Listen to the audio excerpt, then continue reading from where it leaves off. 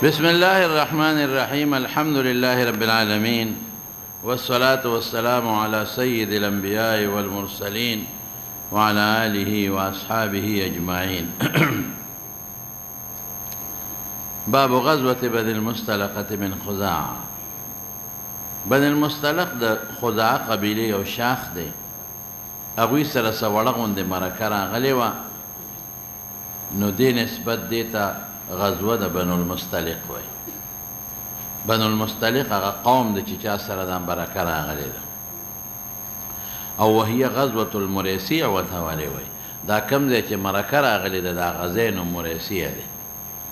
نو که نسبت ځای ته کې نو غزوة المریسیع ورته وایي، او که نسبت ته قوم ته کې نو غزوة بني المستلق ورته وایي. خلاصه شو. دا کله وه؟ قال ابن اسحاق، محمد ابن اسحاق چې کوم امام د مغازیو دی، وذلك سنة 6، دا په شپږمه هجري وه. خو دا قول مرجوح دی. ولې؟ ځکه سعد ابن معاذ په دې کې شریک شوی دی،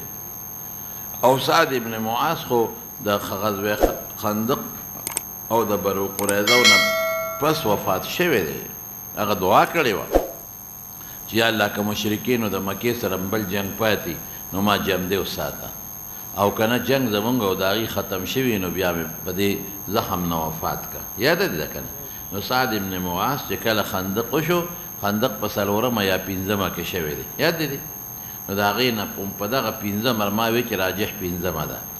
نو په هغې خندق نه پس چې بنو قریظه کې د فیصله وکړه نو بیا وفات شو.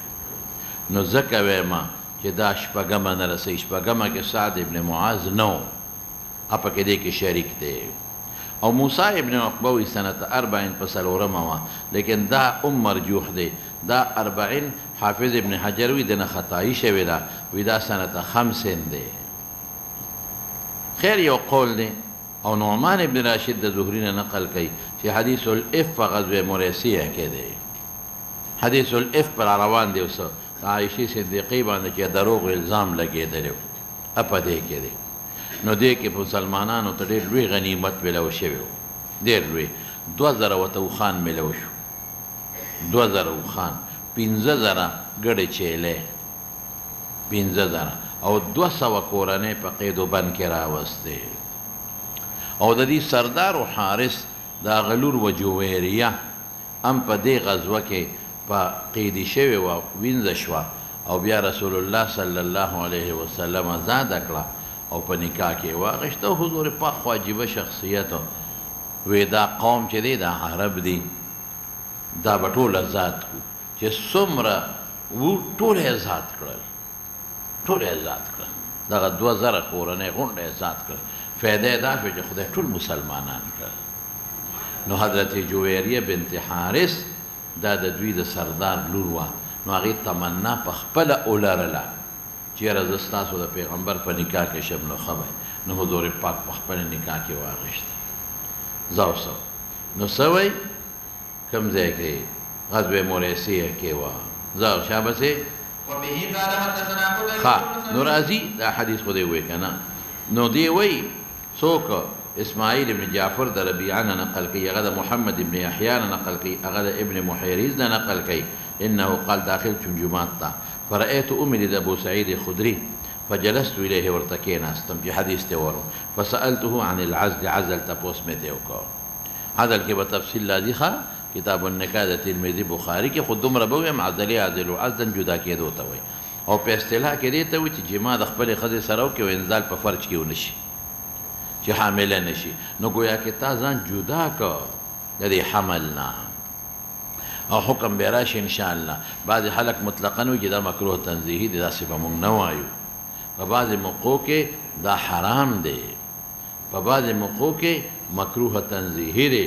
را به شي انشاءالله تاسو له تفصیل. بعضو کې مباح هم دی، هغه طرق به درته ښیم چېټ پکې مه رالیږه. نو قال ابو سعید خرجنا من قوة سره د رسول الله صلی الله علیه وسلم فی غزوة بني المستلق فاصبنا صبیا من صبی العرب، ځکه عربو. فاشتهینا النساء، زمونږ اشتها وشوه ښځو ته، ځکه مونږ د کور نه بارو، نو چې بندره کور نه باري جماعت یې شوق راځي. فاشتدت علینا العزبة، په مونږ عزبه سخته وه، عزبه د ښځو نه ځان لکېدل. ښځې په وطن کې پرېښې وې مونږ ته ځان لږ دا سخته وه نو اشتها مو شوه واحببنا العزل او مونږ عزل خوښ کړه عزل هم ولې خوښ کړه مونږ وې که جما کوو دا ښځې به حاملې شي نو چې حامله شي نو بیا خرڅېږي نه حامله ښځه نه شي خرڅولی او چې بیا بچی شو مې ولده شو بیا کوم ځای خرڅېږي نو یو خوا هم پیسې غرض و چې دا به خرڅې کړو او بل خوا هم جما ته شوق و نو مونږ وې دا عزل به وکړو زمونږ اشتها به هم برابر شي ځکه زمونږ ویندې دي او حامله به نه شي نو خرڅه به یې کړو نو فاردنا مونږ اراده وکړله ان نعزل بیا مو وی قلنا ان نعزل همزه استفهام مقدره کا او نبی هم بین اظهرنا اظهر زائد محمد تاکید د پر راضی اب په مونږ کې موجودی مخکې دا غینه چې مونږ به تپوس کړي هغه د تپوس نه مخکې به عزل کو به موجودی تپوس به مونږ نه کړ دا خو شرعي مسله ده فسالناه عن ذا فقال ما عليكم الا تفعلوا ما وی چې نفي په نفي داخل شي څه پیدا کوي اثبات وی کې بالکل جواز اشتا وما من نسمه يوزي روح نشته کائنات فی علم الله ناکد لیکلي دی علی یوم القیامه الا وهي کائنه فی الخارج چې الله په علم کې کم معشوم پیدا کړي دي او خامخا پیدا کېږي یعنی عزل که تاسو هسې د زړه د اطمینان دپاره کوئ ویې کې نور که الله په دې دپاره نه کېږي چې بچی به پیدا نه شي چې الله کم بچی مقدر کړی لازمن به پیدا کېږي اوس مولانا صاحب بیا د عزل څه فایده شوه یو خو زړه اطمینان راشي او یادا شوه چې ته به عزل وکړې مولانا صاحب ډېرو خلکو عزلونه کړي دي عزل څه انجکشن وایي ښځې له چې بچی نه کېږي دا یو صورت دی دویم ګولی خوري هغه انجکشن کار پرېږدي هغه ګولی کار پرېږدي او ماشوم چې دی نو پیدا شي او ډېر خلک دا بوجی موجی استعمالوي نو بوجی کله وشلېږي مخکې دا خیال دی راغی دې دماکو ته بوجی نه ټینګېږي د مخکې دوا ورپسې جام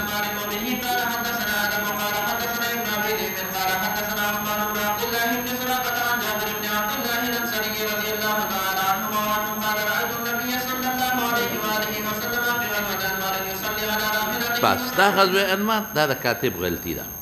ځکه چې دا حدیث ته افق دی دا د بنو المسترق سره تعلق لري نو دا پکې د کاتب غلطي دی یا د دې نه مخکې ذکر کول پکار یا رستو دلته وایي رأيت أمر النبي في غزوة انمار يصلي على راحلته متوجها قبل المشرق متطوعا قبلته مخو نو نفل پس ورلی کولی شهر طرف ته چې مخ وي هېڅ خبره نشته دی نفل ګورې متطوعا فرض نه صرف دومره ده چې ابو یوسف وی تکبیر تحریمه وخت کې بیت الله ته مخ کا بیا چې دیر خوا مخ راغی ام وی مستحب دی فرض واجب نه دی تکبیر تحریمه وخت کې بیت الله ته مخ کول مستحب دی او نور ایموی نه بس نفل پس ورلی هر طرف کې د مخې کولی شي باب حدیث الافک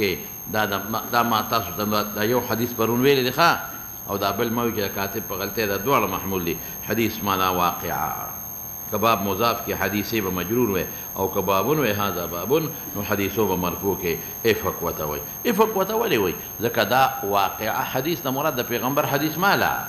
دا مو چې حدیث الافک د پیغمبر حدیث د دروغو دا خو د معنا غلطه کړه حدیث په معنا لغوي ولا چې خبر ته وي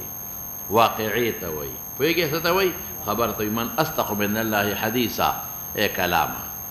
دا الله نه رښتونی څوک په کلام او په قول کې شته نشته نو من اصلح من الله حدیثا څه معنا چې الله پاک د پیغمبر حدیث بیانوي څه نو هلته حدیث په معنا د قول شو دلته قول الافک په دې کې یو واقعه دروغ ویلی شو ځکه ورته وایي اوس امام بخاري وایي چې افک او افک دواړه ویلی شي افکن لکه نجسون او نجسون افکن په کسرې د حمزې او په سکون د فې سره او افک دا په فتحتینو یقال افکهم افکوهم افکوهم مصادر د ثلاثي مجرد هغې کې ریل او قیاس ته دخل نه سماعي وي نو افکونم ویلی شي دروغ ورته وایي افکونم ویلی شي دروغ ورته وایي او افکونم ویلی شي دا اوس ورپسې شه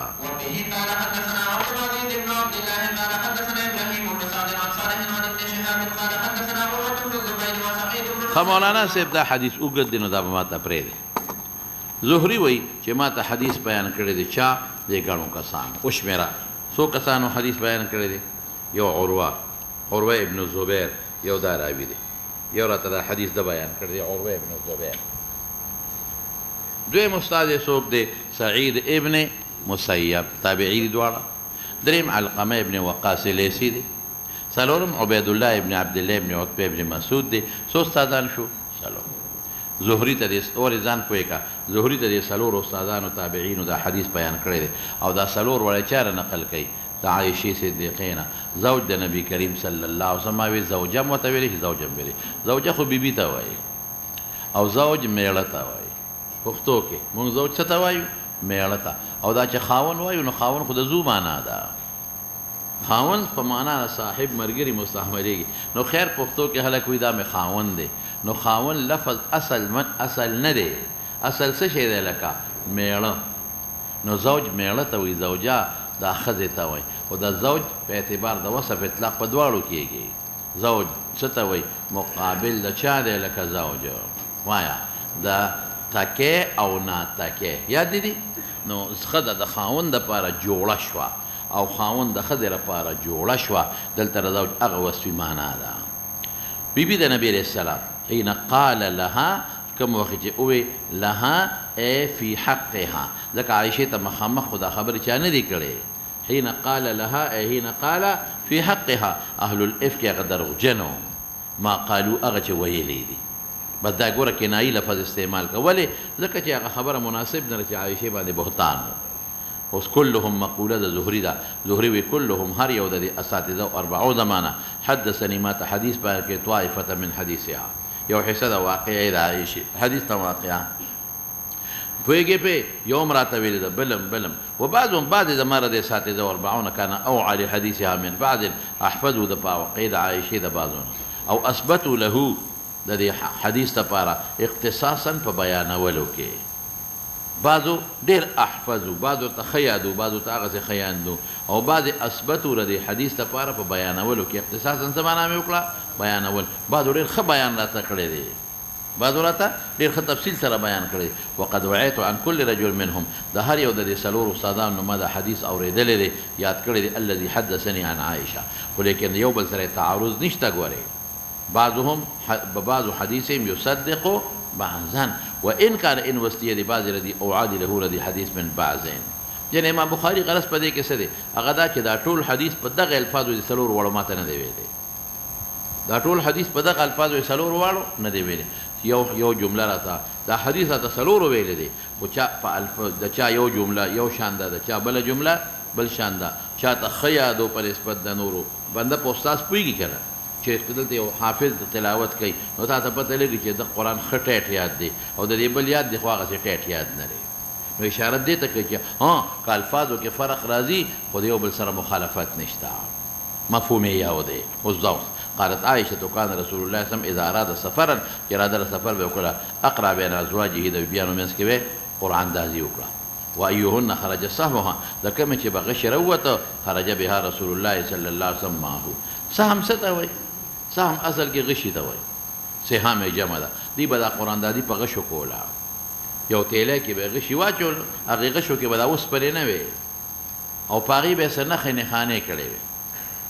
نو هغه غشي به یې داسې وړقولو نو چاته به یې وي لاس وردن نه کوي او ترې وباسه نو یو به یې راوویسته نو له چا چې به راووته نو بس ویدو ګټله لکه مثلا بیبیانې دي نو هغې کې یو بیبي مطلب د بوتلل دي نو هغې کې به یې غشې واچو وړقو وی د عایشې په نوم راوباسه نو چې نعم به راووته نعم والا غشې وی ته به ځې او چې لا والا به راووته وی ته به نه ځې نو بیا د بلې بیبي په نوم واچوه د بلې بیبي په نوم واچوه د بلې نو چې د کومې بیبي په نوم به یې غشې راوویسته نو که لا به یې لیکلي و نو وی دا به نه ځي او که نعم به لیکلی و نو دا به ځي پوهېږ شوی په خبره دا یو مثال ما دله درکړه داسې به په یو به یې لیکلي و امرني ربي په بل به یې لیکلي نهاني ربي داسې به و چې تقسیم به یې کوو په دې غشو باندې په چا به یو لیکلی و په چا دوه په چا درې په چا څلور په چا پنځه نو اوښ به یې واغېش په شریکه په لس کسه مثلا په 1,00,000 روپۍ نو 10,000 به هر یو ورکړې ټیک شو خبره نو بیا به یې غشي وړقول نو چې کوم غشي کې به راووتل چې ده به یوه حصه دي هغه به یو حصه یې وړه مخصوص حصې به یې جوړې کړې چې د چا غشي به د 5 راوت هغه 5 حصې یې وړه که د چا غشي به د 10 حصو راوت هغه به 10 حصې یې وړه مثلا 100 حصې به یې جوړې کړې دا یو جواري او قیمار یاد وساته مولانا قرآن دادي څه شی دی جایز دی نو قرآن ته خو پېژندله که نه قرآن ورته ولې وایي ځکه د غشي چړقۍ ټک ټک کوي او سهم ورته ولې په غشو باندې کوي ځکه ورته وایي نو اوس که په غشو نه کوي په بله طریقه کې لکه خلک کاغذ ولیکي او پر دغه کې واچوي په تیلی کې او وړقوي او ترې راوباسي د دې حکم څه دی نو که دا د اثبات د تملک او د ملک دپاره نو دا بیا قمار دی څه شی دی لکه قیمار لکه نن سبا خلک لاټرۍ کوي که نه کوي نو یو ته شی میلو شي بل ته میلو نه شي بیا قیمار شو دا ګوره ټول قیمار دی لاټري ماټري پیسې ورکي ولا پیسې ټول ورکي دیم ورکي دیم ورکي دیم ورکي یو شان پیسې ورکي 100 روپۍ دی ورکي 100 دی ورکي او چې کم شی روزي هغه مثلا د 100 روپۍ وي نو هغه د ظالم بچی په هغې باندې غونډې یو 15,000 روپۍ را یو ځای کړي ګڼو کسانو نه پیسې والي که وایي راشه اوس ټول پیسې ورکړئ حق د ټولو جوړېږي وړقئ نو چې یو د چا په نوم روځي نو هغه شی هغه له ورکړي نو هغه له فایده شوه رسلو په ځای ورته 100 روپۍ شی میلاو شو یاد لرې ده او هغه نور لاړل ختم شو نو که اثبات د ملک د تملیک تملک دپاره خو قیمار دی قیمار نه صریحه بنا شوې ده قیمار څه ته وایي قیمار دی پېژندلی دی قیمار څه تعلیق د ملک علی خطرین تعلیق د ملک علی خطرین چې د ما ملک معلق دی په خطر چې د ما به راخیږي دا قرعه وکړه د به راخیږي دقه رنګې مولانا صاحب زموږ په دې وطن کې نن سبا دا بانډونه هم دي بانډونه دي صرف دومره ده چې په هغه د یو صورت کې تاوان شته زموږ ډېر خلک وایي په بانډ کې خو تاوان نشته که نه ولې بانډونه خلک ولې خپلې پیسې خو هر وخت کوي نه تاوان مقصد نه دی مقصد تعلیق د ملک په چا دی په خطر نو هغه بانډ باندې لیکلي چې که د چاره ووت نو دی به 1 لک روپۍ دی او که د چاره ونه وت صرف خپلې به اخلي نو کال پس میاشت پس قراندازي کېږي نو چې چاره ووت هغه 1 لک روپۍ والي نو تعلیق د ملک چې 1 لک دی بې خطر چې د چا به راخېږي نقصان ته مه ګوره چې نقصان پکې شته که نشته بانډ هم ګناه ده بانډونه دغه رنګې مولانا صاحب دا بیمه هم ده ګورې په دې باندې ګورې زموږ نن سبا چې دا کم خلک بانډونه خرڅوي فرضي فتوې پیدا کړي دا د دارالعلوم کراچۍ فتوا او دا د حقاني په دروغ وایي دارنګې دا بیمه خلک کوي که نه کوي په هغې هم فتوې پیدا کړي دا چې د فلانکي فتوا او د فلانکي فتوا ټول دروغ وایي مفتی شفیع صاحب په دې مستقل کتاب لیکلي په اردو کې شته بیمه زندگی بیمه زندگی دا هم ګناه ده بهر کې هغه خبرې زیاده کې پرېږدوه دا به تاسو له ټول تفاصیل په کتاب البیوع کې راځي انشاءالله کتاب البیوع کې د مضاربت او د شرکت او د قمار او دا ټول یو تفصیل به ستانه پیدا پاتې کوي او دا نن سبا په کمپنیو کې شیرز خلک کوي شیرز کاروبار کوي دا به هم دله راځي د هونډۍ کاروبار یو پاتې نه دی انشاءالله خو ما ته پرېږدی چې خپل ځای راشي صرف دلته مې ته وایي چې قرآن د اثبات د ملک تملیک تملک دپاره قیمار شو او که د اثبات د ملک دپاره نه وي اثبات د ملک او د تملیک او تملک دپاره نه وي بلکې تعیین دپاره چا دپاره تعیین نو بیا جایز دی لکه مثال بدله درکړمه لکه دا کمرې دي اوس یو وایي دا کمرې کې زه اوسېږم بل وایي دې کمره کې زه اوسېږم دواړو له ورکوم کمره خو لیکن ما پکې قرعه وکړه چې تعیین د چا راځي د سر راځي تملیک خو نه دی یا مثال په طور څه شی دی یو طالب وي بخاري زه یم بل وي زه ویم ما پکې قرعه وکړه یو نوم پکې راوخته نو دا خو تملیک نه دی بلکې څه شی شو تعیین نه یو حق شو یا مخکې تېر شو چې په کښتۍ کې بسو کسان اوسېږي هر یو وي زه بره کې اوسېږم لاندې نه اوسېږم یاد لرې ده نو کې په قرعه وکړه نو دا قرعه د چا دپاره شوه تعیین دپاره یا مثال په طور حج له خلک ځي داخله 1 لاک وکړه حکومت وایي موږ ته اجازه د 50,000 دی سعودي حکومت 50,000 نه زیات نه پرېږدي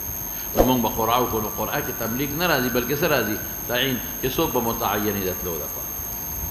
نه پوه شئ پې دقه رنګې رسول الله مبارک دلته قرعه وکړله ځکه چې کومه بیبي را سره لاړه شي دا یوه خبره شو په دې خو پوه شوې دویم څه دی اقرعه هغه غشي ټکول نو اوس که غشي ټکول نه م دي نو مراد ترې نه دا قرآن دازي شوه دویمه خبره څه ده دویم دا چې دا په سفر به د ښځو منځ کې قرعه کوې که نه کوې یاد وساته که کومه ښځه د سفر د یو سړي 2 ښځې دي 3 دي 4 دي یو پکې د سفر مشقت برداشت کولی شي ځوانه ده تکړه ده او دا نورې 3 واړه نه شي کولی نو دې وخت کې دا یو بوتل متعین دی دې وخت کې دا یو بوتل څه دی متعین دې کې اسم نشته خو که 4 واړه ښځې د سفر د تلو جوګه دي 4 واړه نو بیا وګوره 4 واړه ځي او که یوه تلل غواړي نو که دې نور وایي چې نه مونږ نه ځو دا یوه بوځه بیا هم د قرعې ضرورت نشته او که ټول وایي چې مونږ در سره ځو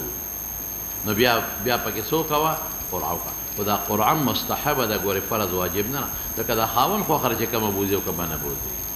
البته د حج سفر یا د عمرې سفر نو بیا د خاوند له عدل پکار دی نو که خاوند د ښځې په پیسو بوځي خو د قرعې ضرورت نشته کومه ښځه چې خپلې پیسې ورکوي بوځي او که خاوند خپلې پیسې په ښځه لګوي یو بوزم نو بیا مولانا صاحب یوه بوتلل او نورې نه بوتلل څه شی شوه لکه بیا بې انصافي شوه نو بیا دې پکې منځ کې قرعه وکړي اوس دا خو د جهاد سفر جهاد خو ثواب لري نو هرې بیبي دا تقاضا کوله چې ما بوځه او ته دې ټولو بیبیانو سفر هغه مشقت برداشت کولی شو نو ځکه رسول الله مبارک قرعه واچوله وأيهن خرج سهمها چې غشې بیا روت خرج بها رسول الله صلی الله علیه وسلم معه د ځان سره قالت عائشه صدیقه فرمایي فأقرع بيننا قرعه وکړه په منځ زموږ کې فی غزوة غزاها په یو غزوه کې غزاها چې رسول الله مبارک دا غزوه کړې ده فخرج فيها سهمي زما غشې پکې روت یعنې زما قرعه اندازي پکې نوم راووته نو چې زما نوم راووته نو څه چل فخرجت مع رسول الله صلی الله علیه وسلم زه ورته راووتم د حضور پاک مبارک سره زه ورسره لاړم بعد ما او دا پس د هغې نه و چې حجاب نازل شو انزل آیة الحجاب مضاف مقدر کا فكنت احمل في هودج وانزل فيه ما ته ګوره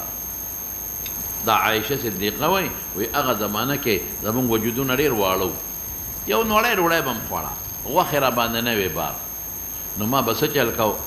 ما ته ګوره په دې اوښ باندې به قانون ده چې په دې اوښ به یې شاته د ښځو دپاره یو ډولی جوړه کړې وه ډولی خو پېژنئ که چې دا ښځه پکې د ناوې پکې وړي دا ډولی به وه نو هغه ډولی کې به دا ښځه ورننوتله هغې نه څادرونه ته وي نو هغه ډولی به یې اوچته کړه نو په اوښ باندې به یې کېښودله اوښ به ملاستو نو یو صورت خو یې دا دی چې دا ډولی تړلي وي او زنانه ورشي وروخېږي ورته یو صورت یې دا دی او چې کوم مخکې کوزېږي نو چې اوښ څملی د ډولۍ نه راکوز شي دویم صورت یې څه دی دویم دا چې د مخکې نه ښځه په ډولۍ کې کښېني او ډولۍ اوچته کړي په اوښ د پاسه یې کښېني د هغې خپل ځای وي شاته او چې بیا کله کوزه یې نو ډولۍ غونډه ونیسي نو شاته کوزه یې کړي نو بنده ترې راکوز شي نو عایشه وایي کنتو احمل فی هودج څه زه به هودج ته وختم نو هودج به یې اوچت که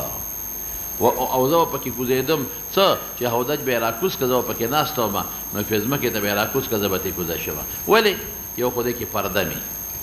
ګوره پرده یې څوک یې ونه ویني داسې چې د سړو په مخ کې ښځه ځي او هودج ته خېږي خو ټوله دنیا ورته ګوري که نه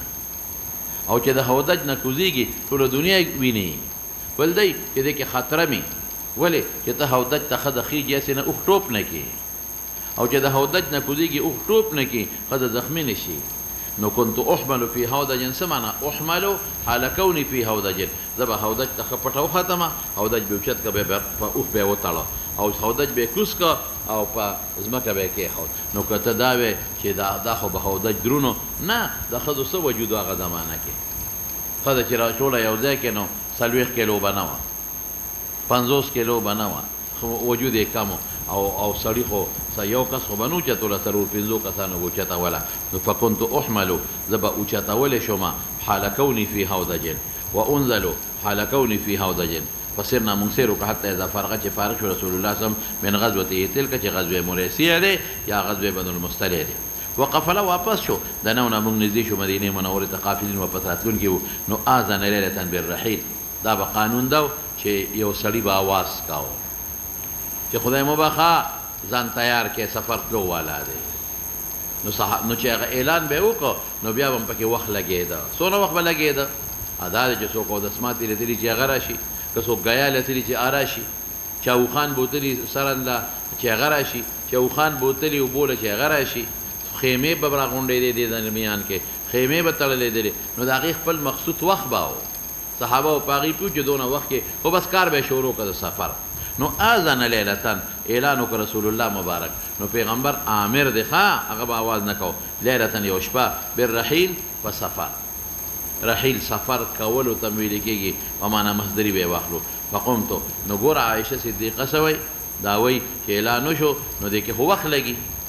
ما خو درته وخت لګي که نه چې خیمې راغونډوي او تړي او پوخانو یې بار کوي نو دې کې خامخا وخت لګېږي نو ما وی چې ورېږه ما اودسمات یې راغلی دی زه به لاړه شم زه اودسمات کړمه نو واپس به راشم فقمت پاسېدم حین آذنو چې دې اعلان وکړه بالرحیل په سفر فمشیت ولاړم حتی جاوزت الجهد لښکر نه تجاوز مې وکړه چې څوک مې ویني نه او شپه هم وه فلما قضیت شانی کنایي لفظ شان مې خپل پوره کړه یعنې اودس مې مات کړه نو اقبلت رالم الی رحلي خپل رحل لا رحل څه ته ویلې کېږي هغه رحل نه مراد هغه پالان دی مثلا یا موضع د رحل چې کوم دی به ما کې جواب پرته وه نو فلمستو صدري نو په سینه مې لاس ووه د دې یو هار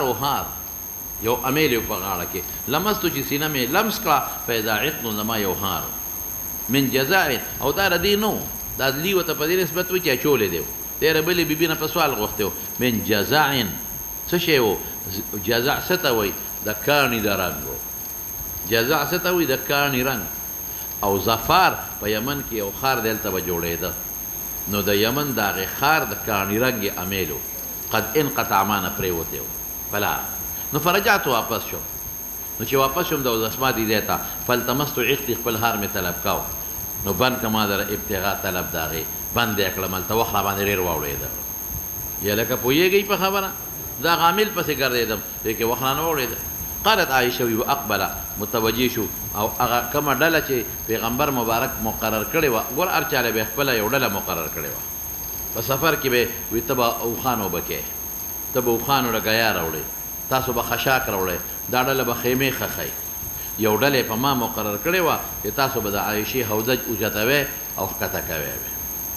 دا وه نو متوجه شو الرهط الذین هغه ډله کانو یرحلون بي چې په مې به ترحیل کو ترحیل لا چې زه به په سفر کې بوتلم را بوتلم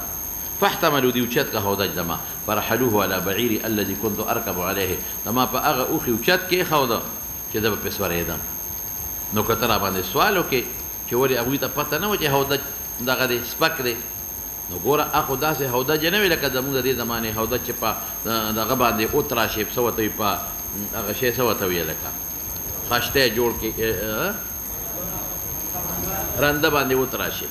او نه رندې هغه زمانه کې وي او خو به غټ غټ لرګي په خپله به درانه د لرګو نه به یې جوړ کړو په پړو به یې تړلي او دویم دا چې ښځې دې په خپله وایي وهم دې خیال کو چې انی فیه چې په دې حوجت کې یم ولې وکان النساء ذاک خفافا ښځې خفیفې وې خفافا څه وې خفیفې درنې نه وې لم یحبلن سربې شوې نه وې سربې نه وې لم یحبلن یا یحبلن دواړه ویلی شي ولم یخشهن احاطه نه وکړي په دې غوښه پې نه وه بار انما یاکلن العلقة من الطعام یو څه معمولي طعام به یې خوړه علقه هغې طعام ته وایي چې بندې سټي لږ غوندې نو فلم یستنکر نو ناشنا ونه ګڼه قوم خفت د هودج ده دی ونه ګڼه چې هو دی کې خو څوک نشته دی حین رفعوه وحملوه وکنت او زه خپل ځانم عذر وی چې زم یو جینۍ یم حدیثة السن نو عمره پنځلسو کاله و دغه وخت فبعثوا الجمل نو څه وایي زم نو عمره په کار دا و چې ما حضور پاک ته ویلی وی چې د ما نامل لوک شوی دی ما ته صبر وکړې یا ما نامل لوک شوی دی او د عامل سره عامل پسې راله وګرځئ نو ما غلطي وکړه فبعثوا دي پاسو جمل اوخ فسارو لاړل چې لاړل رڼا ولګېده خو د شپې سفر وکړه چې رڼا ولګېده ما خپل امیل ومونته ووجدت عقدي امیل مې ومونته بعدما پس د هغې نه استمر الجيش چې لښکر روان شوی لښکر تللی فجئت رالم منازلهم وليس بها ای لیس فیها منهم داع ولا مجیب هېڅوک هم نو داعي اواز کوونکي مجیب جواب ورکوونکي نو چې ازداد ذکر شي مراد ترې استیعابي هېڅوک هم نو ما قصد وکړه منزل خپل الذي كنت به كنت فيه چې د شپې پکې ما تېره کړې وه د حضور پاک سره هغه ځای ته مې قصد وکړه او ما ګمان وکړه چې انهم سیفقدوني دوی به ما مفقوده وموني یو ځای ته چې دوی چې کښېني زه به هودج کې نه یم نو دوی به مفقوده چې مې دوی موني د چا د وجې نه به مې موني د حضور پاک د وجې نه هغه به وایي چې دا خو دا نشته نو ما پسې به دلته راشي بل خوا نه ځم فیرجعون الی ما ته به واپس شي فبینا په دې حال کې انا جالسة فی منزلي په خپل منزل کې ناست وم غلبتني عیني په ما سترګو غلبه وکړه یعنې وده شوم فنمت وکان صفوان بن المعطل السلمي صفوان متعطل د بنو سلیم قبیلې ثم زکواني بیا زکوان ته نقل شوی و ځکه ورته وایي من ورای الجهد د لښکر نه وروستو را روانو یا خو پیغمبر مبارک څه غرض دپاره وروستو پرېښی دی او یا دا چې یو کس به د لښکر نه وروستو قصدن را روانو څه دپاره که زمونږ نه یو ځای که څه شی پاتې چې مونږ پسې راوچت کې یا د شا نه څوک حمله ونه کړي چې مونږ تال وی نو دی وروستو را روان فاصبح سبا کې داخل شو عند منزلي فرأى ولد صفوان سواد انسان جوسه د انسان جوسې ته سواد ځکه وایي چې د لرې ځای نه تکه توره ښکارېږي یا سواد په دې نسبت وایي چې ویښته ښکارېږي د سر هغه توري فعرفني دی وپېژندل حین رآني چې کله یې زه ولیدم ځکه زه ودوم زما مخ ښکاره شوی و وکانه ولې وپېژندلم وکانه رآني قبل الحجاب د حجاب نه مخکې د دې لیدلی وما فاستيقظت د بیدار شما باسترجاعه په استرجاع د چې زه ولیدم نو حیران شو چې دا یوازې دلته څه کوي او دا خوده ده او انا لله و انا الیه راجعون وی نو زه بیدار شم حين عرفني چې کله وپېژندلم نو فخمرت وجهي بجلباب چې د راویښه شم نو ما در پټ کړم خپل په څادر باندې بنده چې ودي نو څادر ته خویږي که نه دا نه چې څادر نو څادر پې ځان اچولی او په خوب ورغلی نو ما پټ کړم خپل په څادر باندې والله زما د قسم په الله وي ما تکلمنا بکلمة یو خبره مو یو څه بل سره نه ده کړې ولا سمعت منه كلمة یو خبر مې دنه نه ده اورېدلې سوا د استرجاع ده چې انا لله و انا الیه راجعون ناشنا وخت د تکلیف وخت خلک دا وایي وهوا د کوز شو د اوښ نه هوا یهوي کوزېدو ته وایي اوښ نه راکوز شو حتی انا خسمیله وله راحله خپله فوطئ علی یدها خپې کېښود پیمال یې کړه خپې کېښود په مخ کې لاس په لاس د اوښې د مخ کې اوښې په دې خپه باندې دا راغونډه کې خپه کېږي چې اوښ ټوپونه وایي هلکه اوښانو والا ته ګوره که نه اوښ چې کله سملی نو په دې مخ کې رکبه وله خپه کېږي دا ولې پې خپه کېږي دا ده چې د مخ کې رکبه وتړله عقال باندې په رسۍ یا د خپه کېښودې نه شي پاسېدی نو فوطئا پې کېښوده علی یدها په مخ کې خپه د دې اوښ باندې فقم د زور پاسېدم الیها د راحلې ته فرکبتها فانطلق دې روان شو یقود بي الراحله قیادت یې کو په ما د راحلې قیادت دې ته وایي چې مخکې روانو یعنې ما ته یې نه کتل سایق هغې ته وایي چې شاته روانې قاید هغې ته وایي چې مخکې روانې حتی اتینا را ورسېدو لښکر ته موغیرین یا موغیرین چې لښکر داخلېدونکو په نحر د ظهیرې کې د غرمې په دې سر کې د غرمې سر دا 9-10 بجې وي وهم نزول دی یو ځای کې نازلېدونکي وو هم نزول ذو نزول وی یو ځای کې نازلېدونکي وو نزول هو مصدر ذو نزول قالت عائشه وی فهلک من هلک نو هلاک شو هغه څوک هلاک سمانا تبا شو د الله په غضب کې پرېوتل من هغه څوک هلکه چې ځان یې هلاک کو په ما یې الزام ولګاو په ما الزام ولګاو نو د لومبي هلکه نه مراد د الله غضب دی د آخرت سزا ده او د من هلکه نه مراد هغه څوک دی چې تهمت چې وایي دا هلاکت دی دروغ وایي که نه وکان الذي تولى کبر الافک هغه کس چې په ځان یې بار کړی و غټ دروغ ولره مرکزي کردار چې د چا و هغه عبدالله ابن ابی ابن سلولو دا ډېر لوی حرامي و اوس ګوره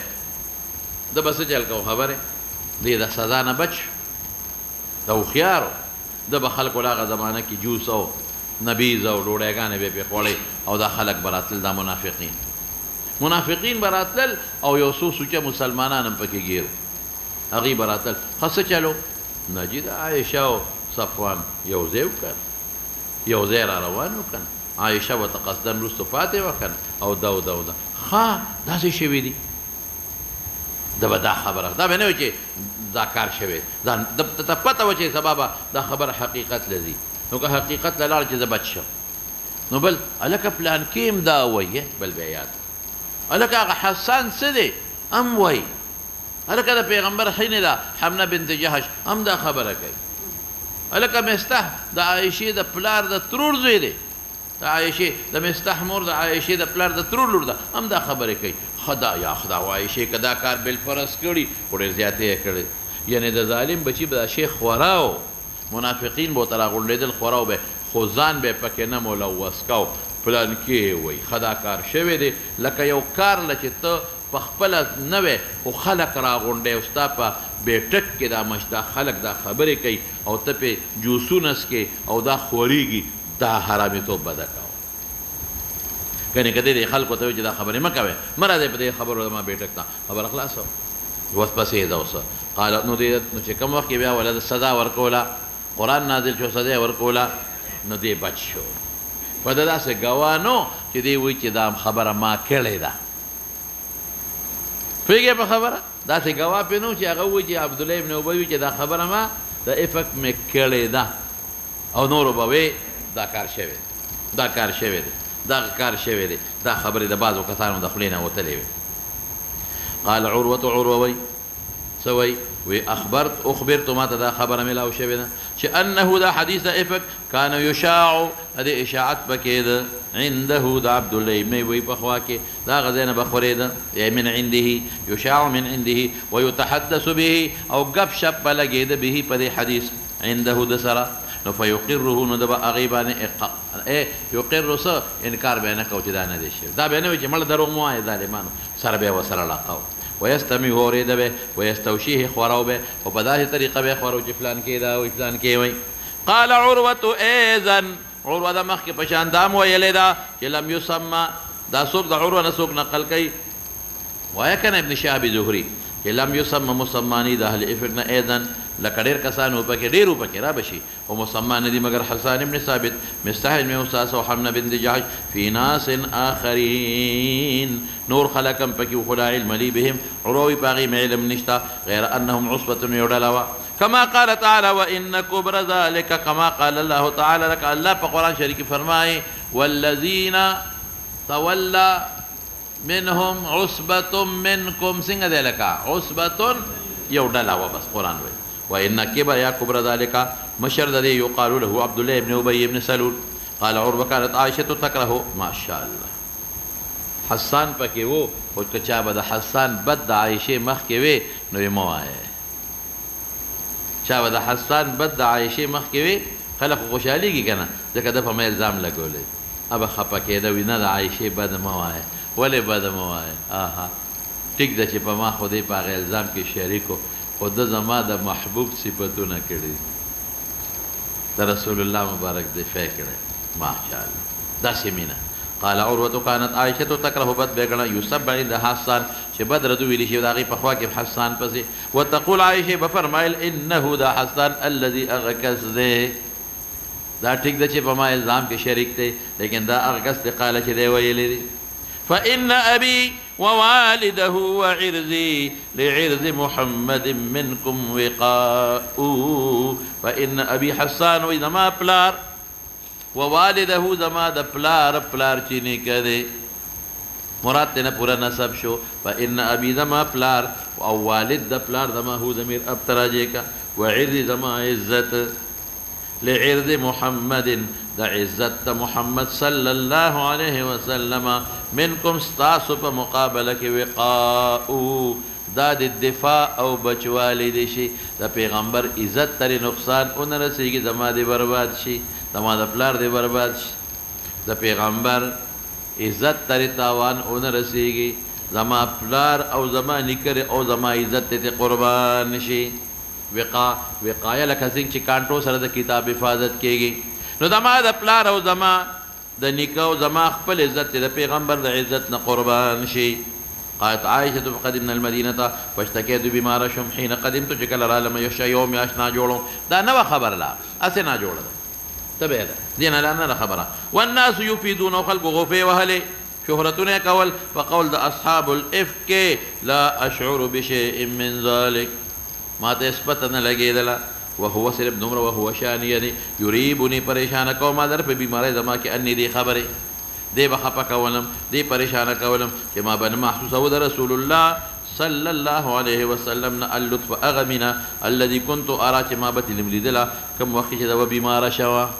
چې کله بنا په بنا جوړ د بندر رحم دي د خاون کنه او دا خو کشره پینځل سکالو مری څه شه نو چې کله بنا جوړ شم او کوم مینه به کوله امنه محسوسه ولا دی لار دی ما چې څه چل خوشتا إني لا أعرف من رسول الله صلى الله عليه وسلم اللطف أغمنا الذي كنت أرى منه شكلب بما رشم إنما يدخل داخل بشب ما رسول الله صلى الله عليه وسلم ويسلم سلام بيواجه ثم يقول كيف تيكم داخلك سنجدي تي اسم إشارة دا تي سجد لك اسم إشارة دا سنجدي بیا بلان فذلك دا أغش يريبني جدي پریشان کړو حکایت د حال ماضیه دی پریشانه کې چولیو ولا اشعر بالشر او ذو خبر من باغ دروغ چې خلق جوړ کړو حتى خرجت حين نقيته چې کله جوړ شوم نو باروته سلا باروته مو د سماتله فخرجت وتما سر فخرجت معي ام مستح د عائشه صدیقه د پلار د ترور لوروا څوک عائشه د پلار د ترور لوروا د ابوبکر قبل المناسع د زینوم دی مناسع یو ځای مدینه کې خزو په کې او د سماتو اغیله بسوک نتلل دغه ځای ته صرف ښځې بتلې وکانه متبرزنا دا زمونږ د اودسماتي ځای وکنا لا نخرج الا لیلا الى لیل مونږ به د یوې شپې نه بلې شپې ته تلو قانون ده چې ښځې به د شپې اودسماتې کو د شپې به قانون و چې دلته به سړي نه تلل صرف ښځې بتلې وذلك دا مخکې د هغې نو ان تتخذ الکنف چې جوړې شوې بیت الخلاګانې قریبا من بیوتنا کوټو سره نږدې حال زمونږ حال د عرب اولو فی البریة قبل الغایة چې صحرا ته به تل په طرف د غایت پوهېږې مخکې عربو دا قانون زمونږ هم دغه وکنا نتعظ مونږ به ضرر محسوسو بالکنف په بیت الخلاګانو ان نتخذها عند بیوتنا چې چا به کور کې بیت الخلا جوړه کړې وه خلکو به عیب کوه مړه په کور کې اودسمات دی بین کوي څاوالی کوي نو د دوی د عربو پخوانو دا قانون دی څه شی دی قانون چې موږ به اودسمات له دغه مناسعو ته تلو دا ځان له ځای نه مناسع منسع تیر شوي دي که نه اودسمات یې ځای ته ویلې کېږي ما نمونه یې درته مخکې ویلي دي په ترمذي کې دې له به تلو د شپې په شپې قالت فانطلقت انا و ام مستح او دا ام مستح څوک وه دا د ابو رهم لور وه ابو رهم څوک دی د مطلب زوی دی مطلب د عبد مناف زوی دی او مور د ام مستح د صخر ابن عامر لور وه مور خاله د ابو بکر صدیق وه نو د ام مستح مور د ابو بکر خاله دی د خالي لور شوه او زوی د ام مستح مستح ابن اساسه ابن عباد ابن المطلب دی نو فاقبلتو متوجه شم زه ام مستح قبل بیتی حين فرغنا من شاننا چې اودسمات دی فعصرت ام مستح فی مرتها نو ام مستح په خپل پړونو کې تندک وخوړه تندک پیژنې چې دا په اون خلی را پرېوځي لکه پوهېږې که نه دا بعد انسان دا مخکې ګوتې سره اون خلي او را پرېوځي نو تندک وخوړه یعنې را پرېوته ام مستح په هغه پړونې خپل کې او دا ولې تندک وخوړه ولې را پرېوته ټینشن کې وه غریبه ځکه زوی پکې مبتلا دی عایشې ته پته نه تا خبر وه نو فقالت تعیس مستح مستح دی هلاک شي د هغه غم وخوړمه مستح د هلاک شي دوی ته یې خیرا وکړله ځکه د هغه د فکر د وجې نه درزونه خورمه وقلت لها بئس ما قلت ډېره غلطه خبره دې وکړه اتسبین رجلا شهد بدرا واه د بدرینو صفت یې وکړه که نه فقالت ام مستح راته وی ای هنته ای ساده هنته ساده ته وایي امقلې ته وایي مشره وه ولم تسمعي تا نه دي اورېدلې ما قاله چې زما زوی څه ویلی دی قالت عائشة وقلت ما قال سيوي لدي فأخبرتني بقول أهل الإفك خبر يكلم باغي خبركم قالت عائشة فازددت مرضا على مرضي مرض خو جوړ شوی خو لږ پاتې نقاهت لږ کمزورتیا وه مرض مې زیات شو دا سو شو فلما رجعت إلى بيتي دخل علي رسول الله صلى الله عليه وسلم وسلام واجه ثم قال كيف تكم دخلك سنجدي فقلت له أتأذن لي أن آتي أبويا اجازت راکې چې مور پلار کره لاړه شم قالت عائشه وی واريد ما اراده ان استيقن الخبر من قبلهما چې مور پلار دا خبر یقیني کم یو واقعي داسې شوي دی کنه طلب د یقین استيقن طلب د چا یقین نو قالت عائشه فاذن لي رسول الله صلى الله عليه وسلم اذن الله نو لاړم کورته فقلت لامي مورته يا امتا ماذا يتحدث الناس دا خلک څه خبرې کوي نورې ګورې تفصیلونه وي حیا ورتله کنه دا خلک څه وایي قالت نمروي هو يا بنية ايلوري تصغير د بنت هوني عليك الشان بدان باندې اسانتیا راول بدان تکلیف او ټینشن مراوله فوالله زما د قسم په خدای ویل قل ما كانت امراه قط ګوره قل تقلیل د پاره دي او ما د تقلیل د پاره تاکید د تقلیل شو نو چې شی لک شي او ډیر لک شي نو مفقود شي کنه نو په معنا د نفع به واخلو قل ما په معنا چا مستعمليږي نفع ځکه قل تقلیل او ما تاکید د قلت شو نو ما كانت نبي يوخذ اتشري وزيئة يا وزيئة دا صفت دا امرأة کا یا خبر دا كانت کا ډولې وي او عند رجل یو خاون سره يحبها چې د خاون سره مینام وي او لها زرائر بنیم وي سو صفتونه شو د خزې درې یو خزه ډولې وي نو ته ډولې همې دویم د خاون در سره مینام ده او دریم څه چې دی لکه بنیم دي نو چې په دې دریو ښځو صفت ښځه په دې دریو صفتو موصوف وي نو ما دا ښځه نه وي الا کسرنا علیها مګر دا بنې پې تکثیر کوي تکثیر د عیوبو علا د ضرر دپاره راځي که نه تکثیر د چا علا ضرر لا د ضرر خبرې پې ډېرې کوي ضرر وررسوي نو قالت عایشه وی د شاګرد د خپلو شاګردانو ته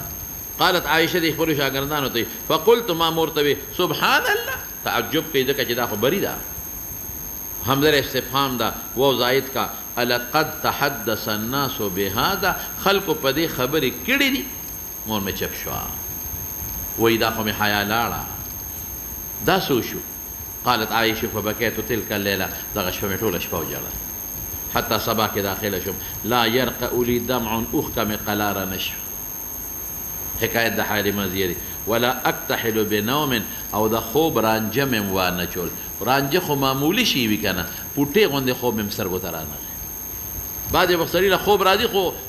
جوټې وی او اوده نشي. نه لا اکتحلو د خوب رانجه مې وانه چول، د رانجو عمره پوټې خوب هم رانغی. ولې چې بنده فکرمند دي خوبونه نه ورځي. ثم اصبحت ابكي ما جړل. قالت عائشه صديقه وي ودعا رسول الله صلى الله عليه وسلم علي بن ابي طالب. د کور خاوندو ماشومې ځان سره لوی کړی، زوی و د تره زوی و او اسامه ابن زید خاص غلام و د غلام زوی و. حين استلبس الوحي چې کله وحی رنګ تیر کا دی راوغوښتل د دې نه تپوس کو او مشوره کوله دوی سره په فراق د اهل خپل کې چې د عایشه جدا کم او که څه چلو کوم. پیغمبر ډېر لوی ټینشن کې یا خدای دا څه وشو، ټوله دنیا لګیا چې عایشې دا چل کړی. دوی سره مشوره کوله چې د عایشه پرېږدم او که نه. که رسول الله مبارک سره علم غیب وي د دې خبرو ضرورت به دونه پریشانه ولې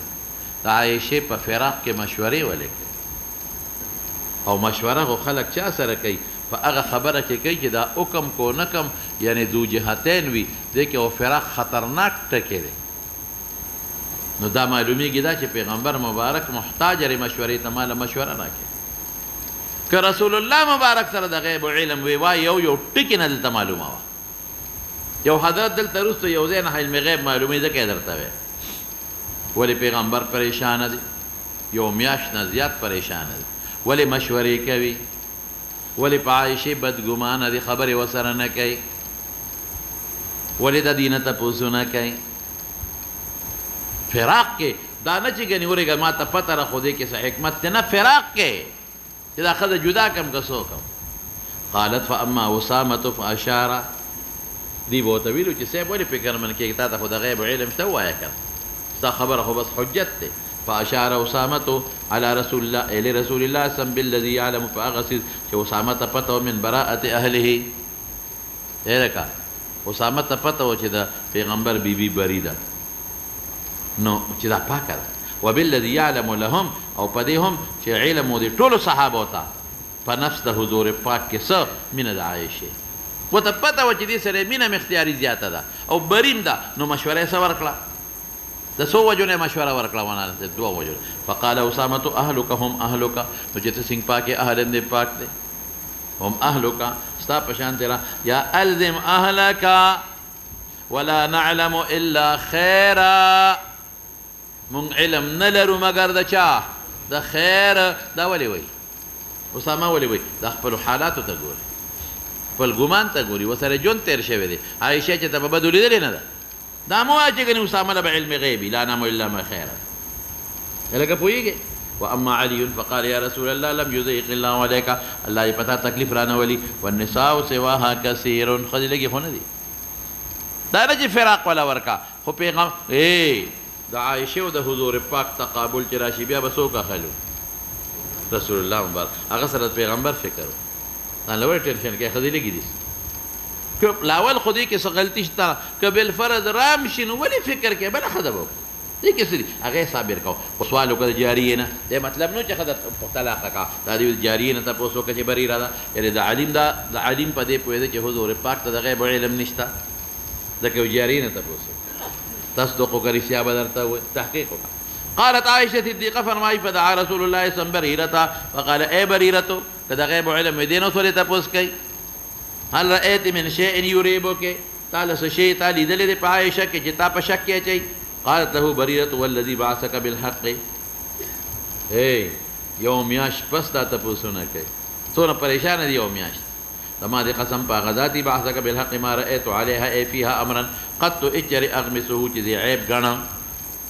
فدي عائشة فيها غير دمر ذا كأنها جارية او جنيدة حديثة السن وعمر ذا تنام عن عجين اهلها ودشي دا اولو دا اهلنا اولو واغي وداتي ودشي الکه چې اولو واغي خو سنبال خو کا کنه اولو واغي هم سجل کا سنبالې کا نو اوړو هغه یوده شي فتاتي راشي اداج نو کورنۍ چیلې فتاکلوه اوړو خوري یعنې څه معنا چې ساده ده عمر یې کم دی نو دې نه دا غلطي شوې ده چې تاسو ته ویلې وي چې ما نه خو عامل پروت دی ما ته انتظار وکړې دا ساده توب قالت عائشة صدیقه فرمایي فقام رسول الله صلى الله عليه وسلم من يومه بدغرت فجمعات کے فاستعذر من عبد الله ابن ابي استعذار وقد عبد الله ابن ابي استعذار ستوي مدد غختل ستوي لیکي گیا لکه امداد غختل چې خدمات سره مدد وکړي د سړي په مقابله او حضور پاک په منبر فقال يا معاشر المسلمين څومره پریشان دي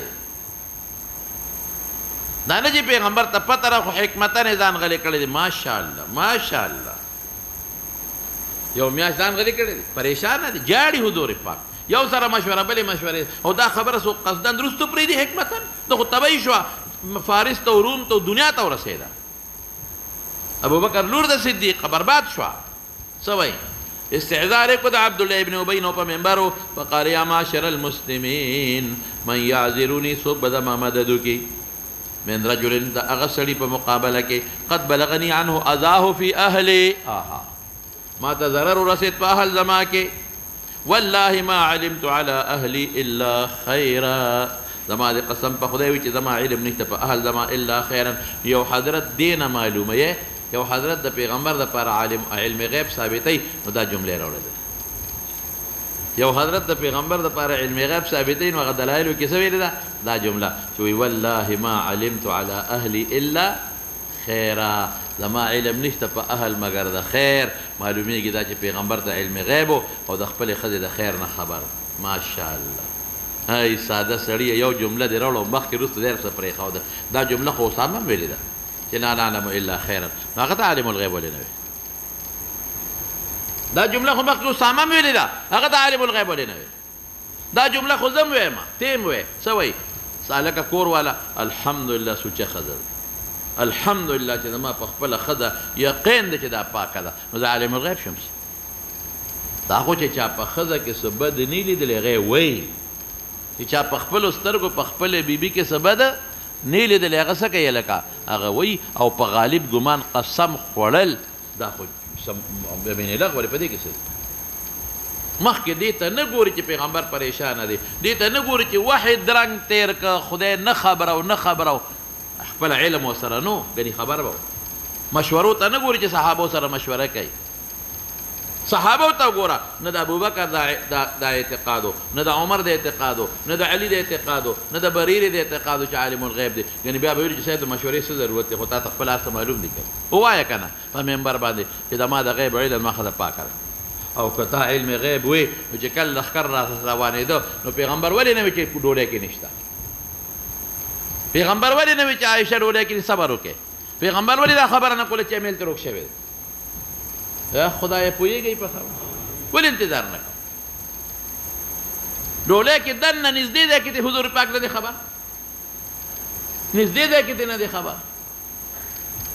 ډوډۍ اوچتۍ ورته پته نشته بیا د دې نه دی خبر چې خلک څه وایي دا حقیقت دی که نه دی او په غالب ګمان خو زم قسم خورم چې زما د قسم چې زما ښځه پاکه ده تاسو هم قسم خورئ چې زموږ د قسم چې زما د استاد پاک دی ما ته هم زم قسم خورم دا طالب هلکه چا په الزام ولګو زه ما ته معلوم دی ما سره ماشوم لوی د قسم په خدای چې پاک دا خو په خپل غالب ګمان د حالاتو په تناظر او د عرف په تناظر خلک قسم خوري نو دا یو جمله دې راواخېسته او دا مخکې وروسته دی څه پرېښوده یعنې دومره سادهتوب څوک نه کوي تاسو نه پوه شئ په خبره دومره سادهتوب څوک نه کوي دا مخکې لاړ شوه ولقد ذکروا رجلا او داسې سړی یې ذکر کړی ما علمت علیه الا خیرا ولې په العرف باندې وایي چې سړی پاک دی وما يدخلو نه داخلېږي په اهل زما الا معي زما نه بغیر زما کور ته هم نه راځي د حجاب نه مخکې قالت عایشه وی فقام پاسې سعد چې رور د بنو عبدالاشهل دی سعد ابن معاذ پته ولګېده چې دی په موقع وکنه هی پته ولګېده چې په دې کې دی خدای پوهېږي که نه وپکې فقال انا يا رسول الله اعذرك زه به دې مدد وکړم فإن كان من الأوس که زما د قبیلې نه ضربت عنقه سټ په ولوامه وإن كان من إخواننا او که دا سړی چې ته یادې چې د خزرج قبیلې نه یې پیغمبر یې ګورې نوم نو اخېستې ښه استعذار یې د عبدالله ابن ابی نه کړی خو نوم یې دی ویلي چې من یعذلی من رجل نو که زمونږ درونه چې خزرجان دي امرتنا مونږ ته حکم وکړه ففعلنا امرک ففعلنا اتباع امرک دلته لږ تېر وته دله پکار ده د دې اوس او د خزرج خو مر الزمان یو بل سره دشمنه یو بل نه بلا مړي کړي وکنتم علی شفا حفرة من النار فانقذکم منها د یو بل خبرې د اسلام نه پس به همداسې چې یو بل به لږه تیزي وی د یو بل په حق وکړو دا خو د جاهلیت د زمانې هغه دشمنۍ وي نو په بل یو بل به بدې لګېدې نو دنه دلته غلطي وشو د څه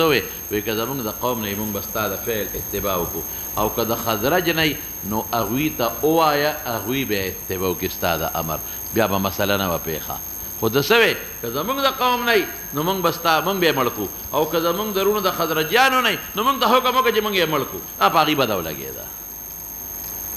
نه پوه شوې په خبره په هغوی بده ولګېده وإن كان من إخواننا من الخزرج أمرتنا من حكمك ففعلنا اتباع أمرك نو قالت عائشة وقام رجل من الخزرج الخزرج مشر سعد بن عبادة دي وكانت حسان حسان مرد غد ترلور وهو من فخذه درون مراد حقيقة رزاعينا من فخذه سمعنا دا قومي ترلور دا سرزاعي ترلور يا دا خزد طرفنا ترلور نوا أخيافي وغيرها او سعد بن عباده وسيد الخزرج نو قالت عائشه وكان قبل ذلك بدين مخي خسر اصل کې دفاع وکړه کنه دا سعد بن معاذ مقابله غونډه وکړه نو ځکه وایي چې دا خسر یو مخکې دا مقابله ولا نه وپکا ولكن احتملته غلبه وکړه په باندې حمیت غیرت نسبی چا په غلبه وکړه غیرت نسبی فقال بي سعد بن معاذ تكذبت دروغ دی وي لعمر الله زما د الله په عمر قسم یې نه د الله په صفت په ذات لا تقتلوه ته نشي وجلې او قادر ابن په قتل نه پیږي په خبره یو دفاع غوندې وکړه عائشه ځکه چې مخکې خس ساړی رستم خس ساړی خو دا خبره ته داسې ووته چې دا غیر مناسب وه دلم نه وه پکاره لیکن په څه باندې خفه شو سعد ابن معاذ وی مونږ به یې مړ کړو څه پکار وله چې دوی ته ووایه ولو كان من رهدك كاستاد قوم نو ما احببت ان يقتل نو سعد ابن حذير دا د ترجو د سعد ابن معاذ هغه پاسې سعد ابن عباده وی كذبت لامر الله لنقتلنه فانك منافق تجادل عن المنافقين قالت عائشه فصار الحيان دو قبيله پاسې او سو قصد وکړ یقتتی جو بل سره جنگو کی او نبی علیہ السلام قائم على المنبر قالت فلم يزل همیشه يخفزهم څونه پریشان دي کپتا ورته دا پریشانی به وا سپا به ویلو چار یریده خو نه حضور پاکه چې دې خلکو د ما په بیبي دروغ ویلي دي نامړه کې چا مجالم نو چې چا غږ کړی دې خزرج ته به ویلو چې مړی کې لیکن پریشان دی حتی سکتو وسکتا قالت عائشه ببکیت یومی ذلك كله ټول ورځ مې وجل لا يرقع لي دمع اوښکه مې نه قلاریدله ولا اکتحل بنوم قالت عائشه وی واصبح په سبا کې داخل شو مور پلار د ما عندي ما سره مور پلار مې ساري ټوله شپه خو مې وجلل مور پلار مې راغلل قد بکیت لیلتین و یوما یو تیره شپه وه یو میانځ کې ورځ شوه یو بله شپه شوه لا اکتحل بنوم دا یو نیم شوه روز ما خوب ونه کړ لا یرقع لی او اوښکې به یومه حتی ما ګمان کو چې جړه فالق کبیري زما جګر به وشلی او پیغمبر ته دا نه وي چې ته خو عالم الغیب نو ته ولې ما ته ته ولې خبره نه کوې یعنې د عایشې د اعتقاد چې عالم الغیب یو هېڅ قسم علم غیب نشي یو نوع هم نشته که یو نوع هم وي نو بیا به یې ورته ویلي و که نه صاحب فبین انا بوایا جالسان عندي او ما جلل فاستأذنت علي امرأة د انصار یو ښځه راله فأذنت لها فجلست تبكي أغي جلل ما سرى قالت فبينا نحن على ذلك دخل رسول الله صلى الله عليه وسلم علينا فسلم ثم جلس قالت ولم يجلس عندي منذ قيل ما قيل هذه قبلها أدينا مخكي ما تويل شيء ما سر نونست وقد لبس شهرا يوم يشتير ولا يوحى إلي في شاني بشيء تاسو ته غرور پته لګیږي کنه چې د صاحبو د پیغمبر د علم غیب متعلق څه اعتقادو نشته کوي نو دوی به وکړي چې یو نوع خو د سره شته کنه دا خو شته کنه دا خو شته دا خو شته او د هغې مې جوابونه کړي چې کوم ځای کې اخبار ورکړی د غیبونه یاد دي په طریقې د معجزې سره او یاد وساته مولانا صاحب کوم شی چې په خبر حاصل شو هغه غیب پاتې نه شو ځکه غیب څه ته ویلی کېږي غیب هغې ته وایي ما غاب عن الحواس نو علم د غیب و علم په ما غاب عن الحواس نو چې په غوږ د ته جبریل وي بل چا درته ووایي نو دا غیب پاتې نه شو، په حواسو معلوم شو. چې په سترګو دې ولیدل دا غیب پاتې نه شو، په پوزه دې محسوس کړل، په ژبه دې ووایي دا غیب پاتې نه شو، په لاس دې محسوس کړل غیب پاتې نه شو. کم ډاکټر چې الټراساونډ باندې مشین ګوري هغه د حواسو په ذریعه معلومات کوي، غیب نه دی. او بداهت العقل او استدلال، عقل نه په عقل هم نه معلومیږي هغې نه موچتي، او استدلال هم وایي، نظر او استدلال چې په دلیل معلوم چې دا هم غیب او علم دی. دې هغه دی نه استدلال کوي چې من اتبع من رسول څنګه دی لکه لا یظهر علی عیبه، لکه هغه اطلاع ده، اخو یو نه دی، هغه خو په ایربونو جزئیات پیغمبر مبارک ته ښودلي دي چې وی ښودل ورته زړه ته القا وکړه یا غوږ ته، نو د زړه او د غوږ په واسطه چې کوم شی حاصل شو د غیبو نه ووته. نه پوه شئ په خبر چې اطلاع دله چا درکړه زړه ته یا اطلاع چا درکړه غوږ ته، د غیبو نه خبره ووته. الله سره چې کوم مغیبات دي نه چا په حواسو ولا خبر ورکړی دی چې الله په حواسو ته زده کړي دي، او نه چا ورته القا فی القلب کړی د رب العالمین ته. او پیغمبر مبارک ته چې القا د قلب وشو، د قلب په ذریعه ادراک وکړه یا د غوږ په ذریعه، دا غیب دیره د سر نه د خدای بنده. او کته دې ته غیب وې دقه څیزونه رسول الله مبارک صحابو ته ویلي دي، نو چې ته پیغمبر ته عالم الغیب بیا د صحابو ته عالمین د غیب وې. نه پوه شئ په خبر. او که پیغمبر ته بعضې څیزونه موجودتن دي، نو امت کې نیکانو ته، علماو صالحینو اولیاو ته هغه کرامتن دي، نو بیا به امت افراد هم عالمین د غیب وګڼئ چې کشف او کرامت کې ورته کوم شی معلوم شي. نو ته خو یو خوا د پیغمبر صفت کوي چې هغه له ډېر لوی علم دی، خو بیا د امت هم پکې داخل کړه. ډېرو خلکو ته هم کرامات د اولیاو خو موږ منو،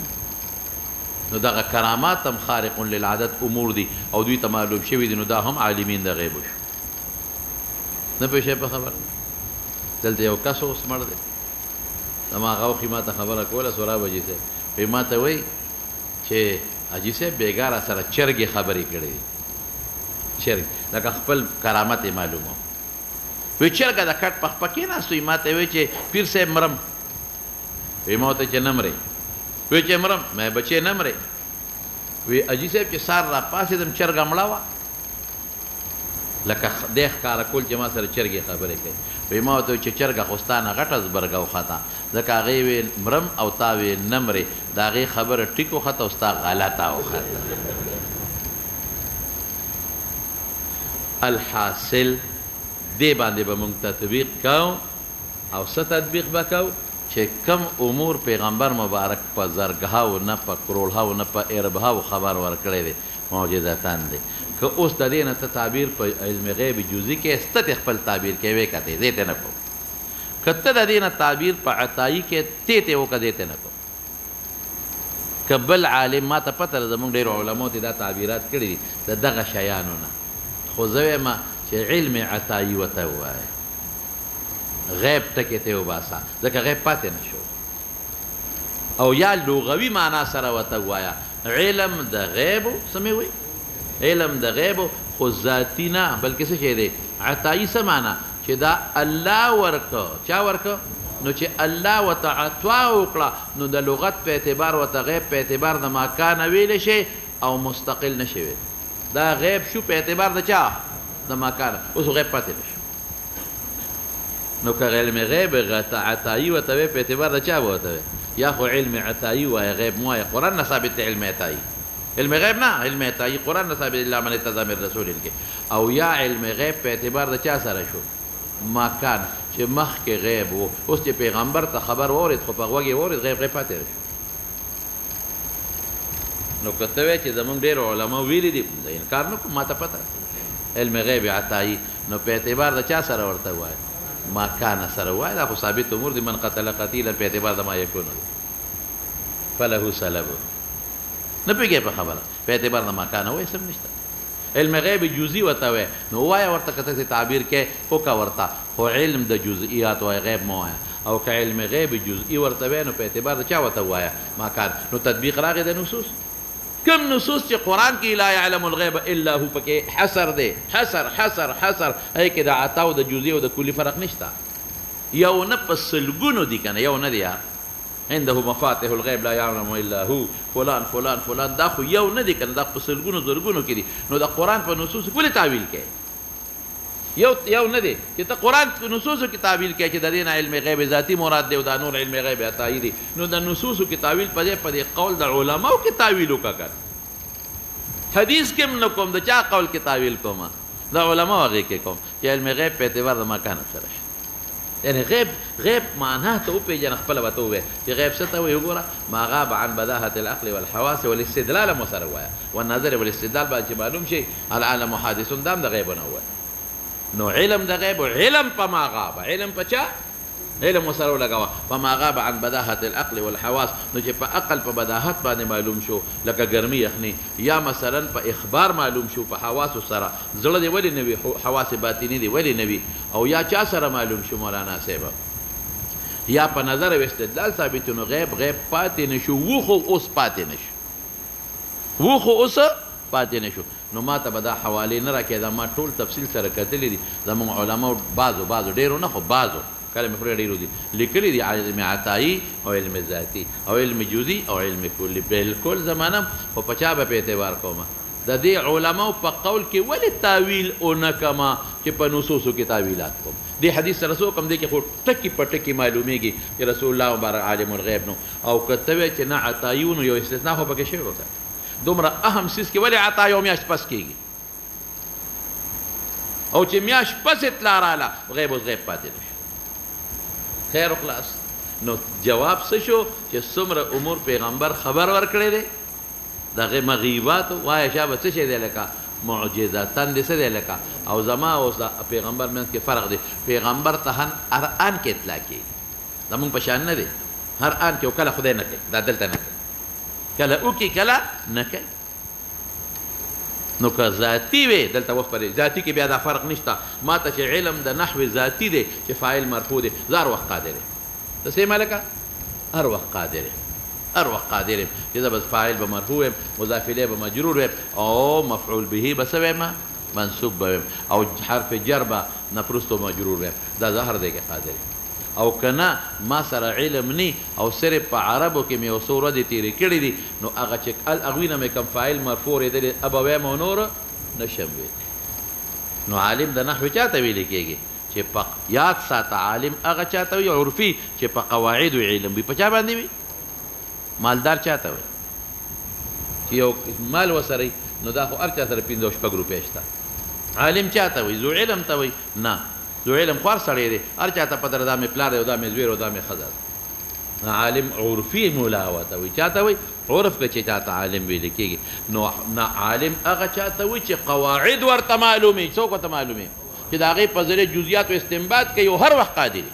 تر څو چې غفلت را نشي لیونتوب را نشي او د خوب را نشي یا نسیان را نشي نسیان به پیغمبر هم راغلی دی هر وخت به قادري دې ته عالم وي عرفي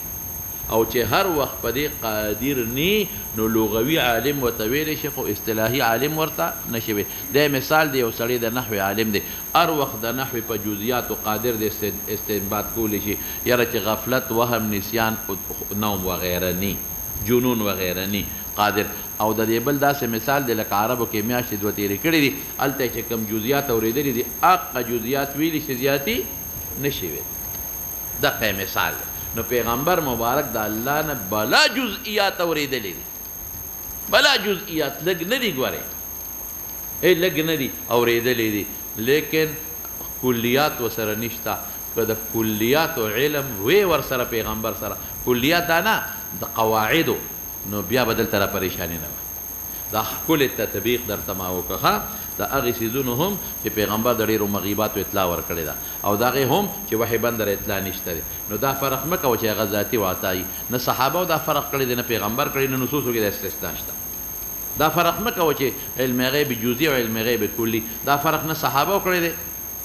او نه صحابو دا عقیده وه او نه دا وروستو بعضې کسانو کړی دی نو زه د هغه بعضې کسانو په اقوالو کې ولې تاویل ونه کړم چې په نصوصو د قرآن او سنت کې تاویلات کوم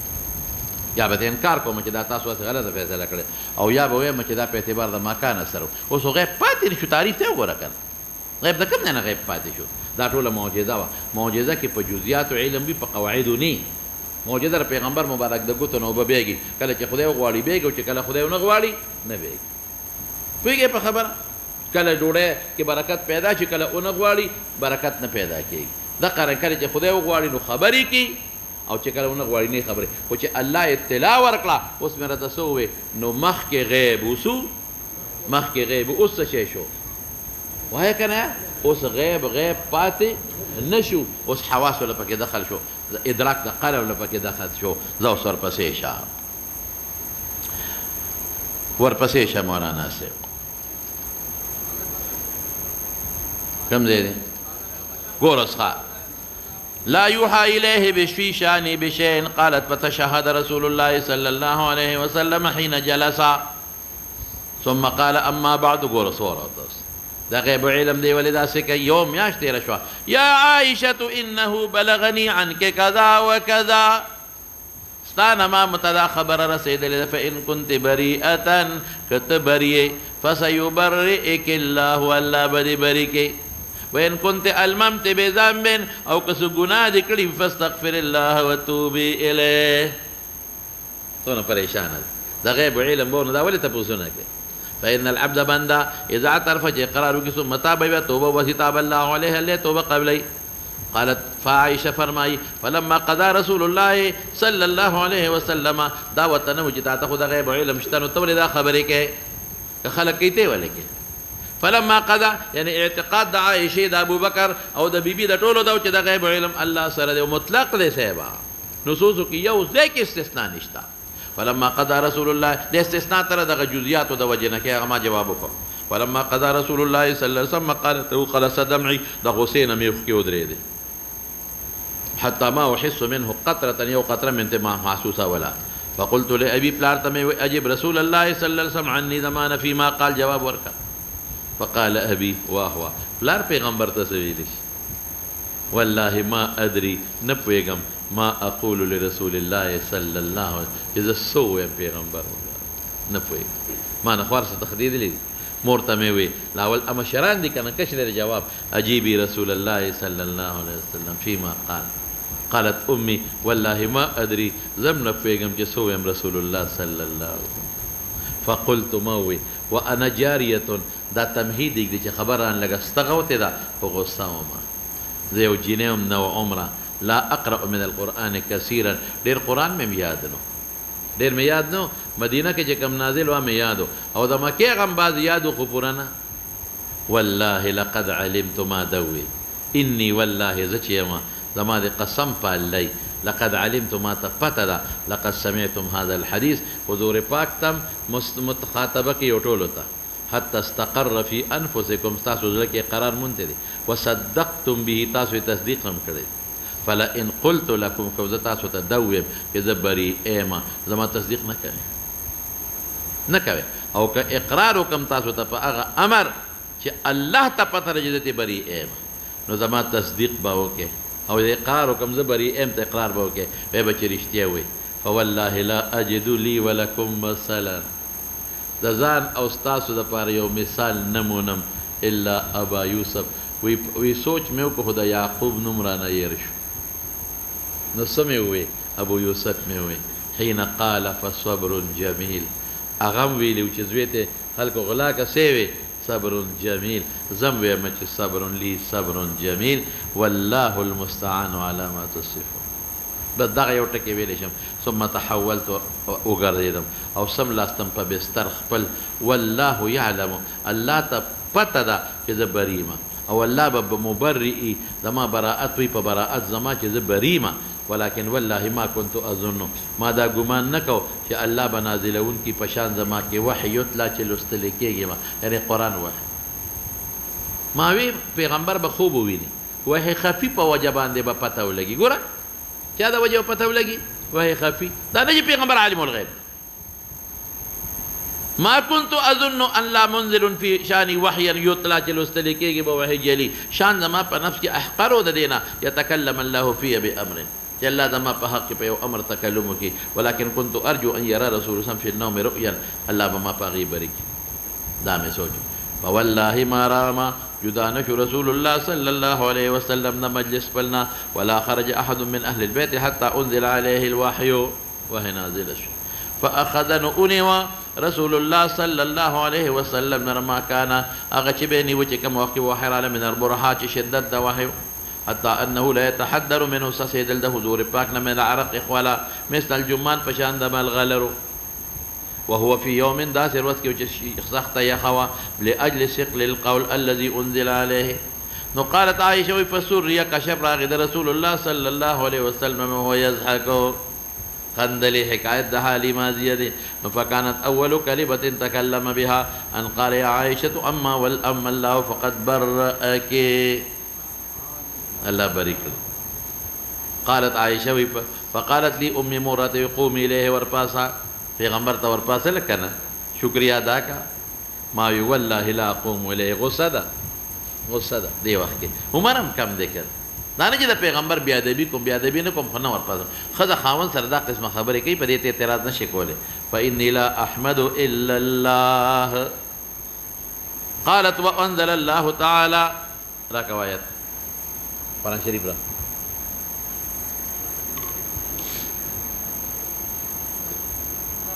راو بس داس دارو بس سورة نور دي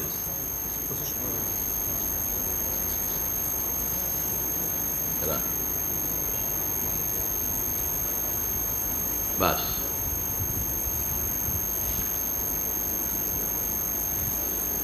إن الذين جاءوا بسر مختصر ده تمام إن الذين جاءوا بالإفك عصبة منكم يونا لدستاسون سا بعض مسلمانان هم شریک دي او بعض منافقین هم ظاهر کې تاسو سره دي لا تحسبوه شرا لكم بل هو خير لكم ولي منافقین به جدا شي د مسلمانانو نه او د عائشه براءت براشي او چې څومره تکلیف ورسېد الله به اجر درکړي لكل امرئ منهم ما اكتسب من الإثم والذي تولى كبره منهم له عذاب أليم وصلى گیلکی عائشہ خپدن الله د مسلمانانو نه گیلکی عائشہ منقبت ته وګوره ولی مولانا ضرر پیغمبر ته دی عائشہ الزام چا باندې ضرر دی وایا پیغمبر ته دی عبد الله ابن ابي ظالم هغه کارو کو چې ابو جهل نه کړ ابو جهل تورې باندې جنگو کا مخامخ راغی عتبه په توره میدان ته راغی جنگ یې وکړ ابو سفیان چې کوم وخت کافرو تورې سره راغی خو په پیغمبر ذاتي اټیک نه دی کړی چې به بیبي یې ولا حمله کړې لیکن دې سپېره دا کارو ځکه عذاب علیم لولا اذ سمعتموه الله د صحابو نه ګیله کوي واه واه څومره ګرانه ده عایشه صدیقه څومره ابوبکر ګران دی ثم امهات المؤمنين الله تګران دي سوي لولا اذ سمعتموه ظن المؤمنين والمؤمنون والمؤمنات بانفسهم غير خيرا اذا خبر مو اوریدله نو په ځانونو د خیر ګمال ولې نه کو چې نه د پیغمبر بیبي دا کار نشي کولی وقالوا لولا قالوا هذا افك مبين دا مو ولې نه تاسو په ظاهر ته کتلو چې د پیغمبر بیبي دا کار چته کولی شي لولا جاءوا عليه باربعه شهداء زو چې چا ویلي چې عایشې دا کار کړی څلور ګواهان دې راوړي یو دې راوړي بیا یوم نو ته حسان ولې وې خلکو وې نو ما م وې هم نه ولې دې وې چې دا کار یې کړی دی صاحب ټول خلک لګیو ما ځکه وې راوړی که نه یو ګواه پیدا کېده دی اوس لولا جاءوا عليه بأربعة شهداء فإذ لم يأتوا بالشهداء فأولئك عند الله هم الكاذبون ولولا فضل الله عليكم ورحمته في الدنيا والآخرة وهو پیغمبر در کې موجود دی کنه څوک موجود دی پیغمبر موجود دی او قرآن شریف کې رب العالمین فرمای ولا څنګه دی لکه حتى وما كان الله ليعذبهم وأنت فيهم امان موجود دي څه شي موجود دي امان ولولا ما كان الله ليعذبهم وانت فيهم وما كان الله معذبهم وهم يستغفرون نو امان موجود دی ولولا فضل الله علیکم ورحمته فی الدنیا والآخرة لمسکم فیما افستم فیه عذاب عظیم ولولا فضل الله علیکم زیدہ مانا کوم تاسو خپل معنا کوي دی دا معنا کوم ولولا فضل الله علیکم کدا الله فضل نه پتا سو باندې الله فضل دی پتا سو چې د پیغمبر مرګري پیدا کړي الله فضل پتا سو ری ایمان در کړي او رحمت د خدای نه وي چې د پیغمبر وجود دی رحمت للعالمین دی خپل معنا کوا نو د پوجا په دنیا او په آخرت کې رحم دی لمسکم فيما افستم فيه عذاب عظیم اوس بدر باندې لوی عذاب راغلی وي تاسو عائشه غوندې بیبي باندې الزام لگاو استلقونه بألسنتكم يوم لم فجب دا خبر ورغرز ولا وتقولون بأفواهكم ما ليس لكم به علم فخلي لگیا ویل علم د سره نشته د نیک بختو فتر حقیقت ته نه لګي وتحسبونه هینا تاسو تاسان غوند ښکارې د لکه په عام خلکو چې الزام وي وهو عند الله عظیم عام بیبي خونه ده ولولا اذ سمعتموه ګیله کوي صحابهونه څومره عایشه ګرانه ده الله ته ولولا إذ سمعتموه قلتم ما يكون لنا أن نتكلم بهذا دام ولنبي سبحانك هذا بهتان عظيم دام بينه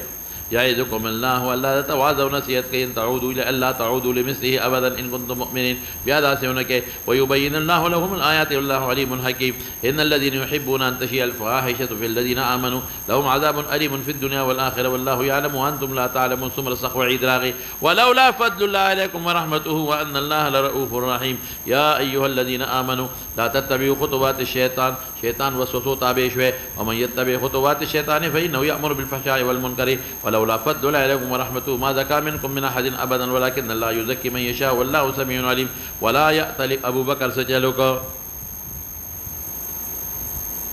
ابو بکر سے چلو کا هغه نن نفس زما د قسم په خدای کې مستح له مې پورې ډوډۍ ورکړه د مستح ټوله خرچه پاغه د مالوري بدنامه کړه زر الله سوې ولا يأتل أولو الفضل منكم والسعة چې ابو بکر دی ان يؤتوا أولي القربى والمساكين والمهاجرين في سبيل الله ایمان دونه مضبوط شی دی بیا یې مستحت اولو القربى وي مسکینې وته مهاجرې وي وليعفوا وليصفحوا ابو بکر عفو کا وروګردانی کا الا تحبون ان يغفر الله لكم والله غفور رحيم نو ابو بکر وی والله اني لا احب ان يغفر الله لي دا خو نو بیا قسم مات کو غف شی وته شروع کو ان الذين يرمون المحصنات الغافلات واهوا محصنه مرتوي غافل موي المؤمنات لعنوا في الدنيا والآخرة ولهم عذاب عظيم يوم تشهد عليهم ألسنتهم وأيديهم وأرجلهم بما كانوا يعملون يومئذ يوفيهم الله دينهم الحق ويعلمون أن الله هو الحق المبين الخبيثات للخبيثين فبيغمبر عياذا بالله خبيث نرجي خبيثه بنكاح كذا والخبيثون للخبيثات والطيبات للطيبين أمهات المؤمنين متعلق پورا اعلان شو ما شاء الله والطيبات للطيبين والطاهرات منوي طيب یا په طهارت کې اعلی مرتبه والطيبون للطيبات او اخر کتاب لګي اولئک مبرؤون مما يقولون دا ټاپه شوه اولئک ټول د پیغمبر بیبي دا رنګې هغه دغه هم پکې داخل صفوان هم داخل شو او لهم مغفرة ورزق کریم تاسو ته لوی تکلیف ورسېده الله د هغې مقابله کې مغفرت مبشره بالجنت هم شوه رزق کریم جنت هم ورته میلاو شو نو دا آیتونه لس نازل شو ثم أنزل الله هذا في براءتي قال أبو بكر الصديق وكان ينفق ولا مستح ابن وصال لقرابتي منه وفقره والله لا أنفق ولا مستح شيئا أبدا بعد الذي قال لعائشة ما قال أي في حق عائشة فأنزل الله ولا يأتل أولو الفضل منكم إلى قولي غفور رحيم أبو الصديق بلا ولنا والله إني لو أحب أن يغفر الله لي نو فرجع واپس وقول وكل مستحت نفقه التي كان ينفق فورا عمل كي تچاړه تما لوري بدنام اکړه او زه بیا هم دل نفقه نچ الله وی الله تحبون ان يغفر الله لكم اخوهم وقال والله لا انزع هذا ببندنا كم نفقه ردنا اچره قالت عائشه صديقه سوي وكان رسول الله صلى الله عليه وسلم يسأل زينب بنت جحش عن امري هغه نه تاسو کو نو زینب ته ما علمت او رأيت ماذا علمت فقالت يا رسول الله احمي سمعي د خپل غوږ حفاظت کوم دروغ پناورم د خپل نظر حفاظتم کوم ګناه نه کوم دا تمهید کې خو چې دما غوږ او نظر پاک دي چې خبر کوم ټیک پکوم والله ما علمت الا خيرا نو چې ته الته چې رسول الله مبارک عالم الغیب په دې وجہ چې د بیبي متعلق وي د تم عالم الغیب وایي دي هم دا وی چې والله ما علمت الا خيرا قائد عائشة وهي دا زینب اغه بیبي وا تسامینی چې ما سره په حسن کې مقابله کولا دا ازواج د نبی کریم صلی الله علیه وسلم فعصمها الله بالورع فورع الله بچکړه مقابله بده کونا قالت وتفقت اختها دا غي خور وحمنا تحارب لها وتر به جګړې کولې چې دی وایا کنه دا خبره وایا کنه نو فهلكت في مهلكه قال ابن شهاب فهذا الذي بلغني من حديث هؤلاء الرأتين الذي سلور استاذاننا ثم قال وقالت عائشة والله إن الرجل أغسل صفوان دي الذي قيل له ما قيل لا يقول غبسوي غريبا پریشانه کې پروتو غبسوي سبحان الله غبدا چغي والي کور کې ناس تو بار بدنا وته فوالذي نفسي بيده اسونه پاکو ما کشفت من کنف انسا ما ند کشف کړي پرده د خد اچره جماعت مرادنا قالت عائشه وي ثم قتل بعد ذلك في سبيل الله وبه قال حدثنا عبد الله بن محمد قال املا علي هشام بن يوسف من حفظ ياد بن رتبيل قال اخبرنا معمر بن الزهري قال لي وليد بن عبد الملك ابلغك وليد وتسوي زهريتا وليد زهري تسوي وليد بن عبد الملك وعبد الملك بن مروان بادشاہ کنا وي ابلغك تا خبر علي كان في من قذف عائشه يديم شامله قلت ما ورتأو زهري وي لقد اخبرني رجلان من قومك استاد قوم د قريش دو کسو خبر را کړی یو ابو سلمہ عبد الرحمن دی بل ابو بکر بن عبد الرحمن بن حارث دی چې عائشه وتویل دي چې كان علي مسلما في شانها مسلما سو الله تسپارون کې اوس الله تسپارون یا مسلما محفوظ د الزامنا مسلما خاموش مسلم زمانہ میں وکړه خاموش الله تسبار لري یا مسلما سو وایا محفوظ الزام نو دنه لګولي وبه قال حدثنا ابو عبد الله محمد بن اسماعيل دا چا مقوله دا فيربري دا چا لك دا فيربري المغيرة الجوفي رحمة الله عليه قال حدثنا موسى بن اسماعيل قال حدثنا ابو ددي ذروته قال تفنون وي ابو عوان عن حسين عن ابي وائل قال حدثني مسروق بن الأجاي قال حدثتني ام رومان دا عائشه مروه قال داسوي ام رومان بين انا قاعده قاسم انا وعائشه اذ ولجت امراه من الانصار ما غي خذ فعل الله بفلان وفعل فلان کی سره خدای دو کی دا هغه وخت چې عائشه مور کرته لیوا او جلل نو مې رومان یو ما ذاکه دا ور ته خیره کې قالت وذما ذو في من حدث الحديث ذکر خیرکم چې په دې خبره کې مبتلا دي قالت ام رومان یو ما ذاکه تاسو خبره دې ته پته وا خدا اغینه پورا تفصیل غوښته وما ذاك قالت كذا وكذا قالت عائشة أسمع وهو أسمع رسول الله صلى الله عليه وسلم پیغمبر دا خبر اوریدلې دا چې تسوي قالت اغي خذوي نعم قالت وابو بكر اوریدلې دا پلان می خبر دی وی نعم فخرت پری وتمخشيا عليها بهوش فرالا او پیغمبرم دې خبرونه خبر پلار مم دې نه خبر فما افاقت هوش کرالنا الا وعليها حمى تب پرالا او كما تب بنافذ رپون کېوا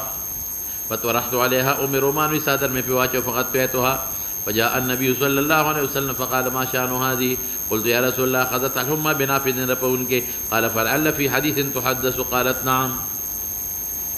نو که پیغمبر سره عالم العلم غیب وته ویلو کنه چې فکر مکو تاکي دا ګورانی ته حکمت ته پر دا خبره ده ټیک بشي نتا پوسټ کې دا ګناه دې کړې دا کړې نه کړې فقعدت عائشه فقالت والله لا ان حلفت لا تصدقوني دې کې اختصار دی ولئن قلت لا تعذروني دما خبره ما معذور نه غنه مثلي ومثلكم كيعقوب وبنيه دا روایت بالمعنى دی ګور بل دې راضي ما وی طلب دا يعقوب دنو مقومنه منت والله المستعان على ما تصفون قالت ام رومان فانصرف رسول الله مبارك الله ولم يقل لي شيئا نو بیا راغی دا دوباره بیا راغلی ښا فانزل الله عذرها قالت بحمد الله لا بحمد احد ولا بحمد كذا خدای حمد کوم شابه مولانا تکله چار خلاص کا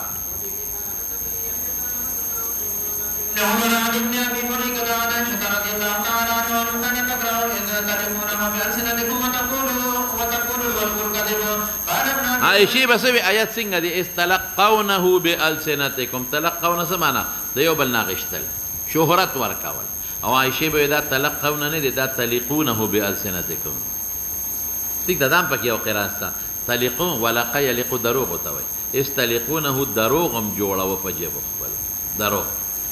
وتقول الولق يا الولق كذب توي قال ابن ابي مليكه وعائشه اعلم ودنورنا فدي لانه ذكذا هو ضمير قول تراجيكا دا داغي په حق نازل نتلقونه وراجحت ٹھیک ده دوړه قرات متواتره دي شابته وبه قال حدثنا عثمان بن ابي شيبه قال حدثنا سمره عن هشام بن ابي قال ذهبت اصب وحسن من هشام وي هشام ابن عروه پلار نقل کوي پلار مې وای چې شروع شم بدرت مې وی حسان ته عند عائشه کہ حسان هم پکیو فقالت لا تصبه بدرت ورته مو وای ٹھیک ده چې په ما خو الزام لکولې دی خو دا ما د محبوب صفتونه یې کړی فإنه كان ينافح دفاع به کوله د نبي علیه السلام نه د کافرانو د شیرون وقالت عائشه استأذن اجازته نبي علیه السلام نه د چا د حسان په حج و د مشرکانو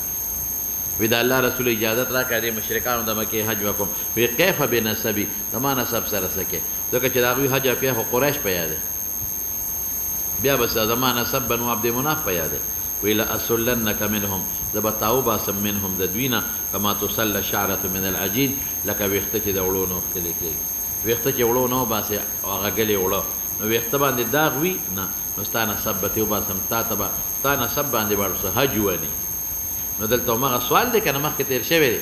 چې تشبیه د حضور پاک د ویښته سره ورکوه ویښته خو کمزوری شی دی نه ما وی چې وجه د تشبیه ظاهری نو خلک د مشبه به حال ته بیا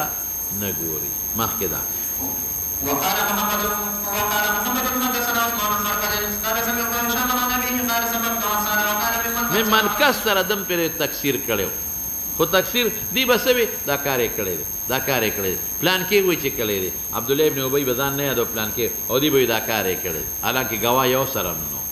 ها ګوره عایشې دا چل کړی دی ورپسې شه وبه قال حدثني بشر بن خالد قال اخبرنا محمد بن جعفر عن شعبة عن سليمان عن ابي الزهري عن مسروق قال دخلت على عائشة رضي الله تعالى عنها عنه نه دي سرق وړلي اخذ دا عنها وعنهما مړ دې کم ها وعند حسان بن ثابت ينشدها شعرا يشبه بأبيات له وقال حسان رزان ما تظن بريبة وتصبح أرسى منه من غوافله فقالت له عائشة ولكنك لست كذلك قال مسروق فقلت لها لما استأذني له أن يدخل عليك وقد قال الله تعالى والذي تولى كبره منهم له عذاب عظيم قالت وأي عذاب أشد من الغمى فقالت له إنه كان ينافح أو يهاجر رسول الله صلى الله عليه وسلم فرمائی مسروق د عائشې شاګرد دی وی داخل شوم په عائشې او حسان ورسره ناستو دا نه چې کني یو ځای ورسره ناستو پردې نه پورې غاړه به دا به حدیثو کې بخاري کې راشي چې عائشې په کور کې پرده تړلې وه نو خلک به راتلل احادیثو زده کول له پردې نه پورې غاړه به ناستو دا بوډۍ وه بیا ينشدها شعرا نو انشاد یې کو جوړولې عایشې ته بیان انشاد خو جوړولو ته یې مراد ته نه بیانول شعر او تشبیه به کو په ابیاتو تشبیه پیژنې د ښځو صفتونه لومبې که ستاسو خیالي دا شاعر د ښځو صفتونه شروع کړي روز یې او دا نو بیا ورو خپل ممدوح ته ورواړئ بأبيات له وقال سيوي عائشة صفته کو حسان عائشة پاک دامنه ده الزام کی شریک کونو کدا وای عائشة حسان سره محسنه ده ولی قرآن وته محسنه وی دي رزان با وقار ده د بیزته د مجلس نه ځان ساتي با وقار پیژنې با وقار ده چې په مجلس کې دا کچه خبرې نه کوي په مجلس کې د بے حیايي خبرې نه کوي ما تو ظنو عیب پې نشي ویلې کېدی بریبتن په یو معمولي شک هم یعنی حقیقت خو څه کې په معمولي شک هم دا معیوبه نه ده ما تظنو معیوبه نه ده عیب پې نه دی ویلې شوی یعنی په حقیقت کې معیوبه نه ده په معمولي وهم شک هم وتصبحو او سبا کې داخله کېږي تصبحو سبا نه مراد جون دی جون تیری غرسه اوږي وي د لحومو د غوافلو نه غوافل جمع د غافلتون نه د غافلو ښځو غوښې نه خوري غوښې نه خوړل کنایه د چا نه ده د عدم غیبت نه غیبت نه کوي ایحب احدکم ان یأکل لحم اخیه میتا یعنی داسې پاکه ده چې چا غیبت هم نه کوي تصبحو سبا کې داخلېږي یعنی جون تیری غرسه اوږي وي د لحوم او د اکل د لحوم او غوا ښځې د ښځو غیبتونه کوي دا غیبت نه کوي د هغې د غوښو نه وږي د هغوی غوښې نه خوري نو عایشې به ورته ویل لکنک لست کذلک حسانه ته خو داسې نه زما د بلا غوښې خوړلې دي زما غیبتونه دې کړي دي نو مسروق ما ویل لم تأذني له ان يدخل عليك ولد اذن كثير پتا داخل شي وقد قال الله تعالى والذي تولى كبره منهم لهم عذاب اليم نو یا خو د مسروق دا خیالو کې د دی والذي تولى كبره مصداق څوک دی حسان دی دا حسان دی او یا دا چې د دې نه دا آیت نه مراد دا مجموعه آیتونه مراد دي څوک دی مراد دي مجموعه نو قال اي عذاب اشد من العمى خدای پستر ګړون کړی دی ګر عذاب یې ورکړی فقالت له وتوي انه كان ينافح دب الدفاع کولا یا حجب به ينافح عن رسول الله دفاع به کولا یا يهاجي عن حجب به کولا د پیغمبر د طرفنا د چا حجب به کولا د مکه د مشرکان زما د محبوب صفاتونه کړی دي داغه دفاع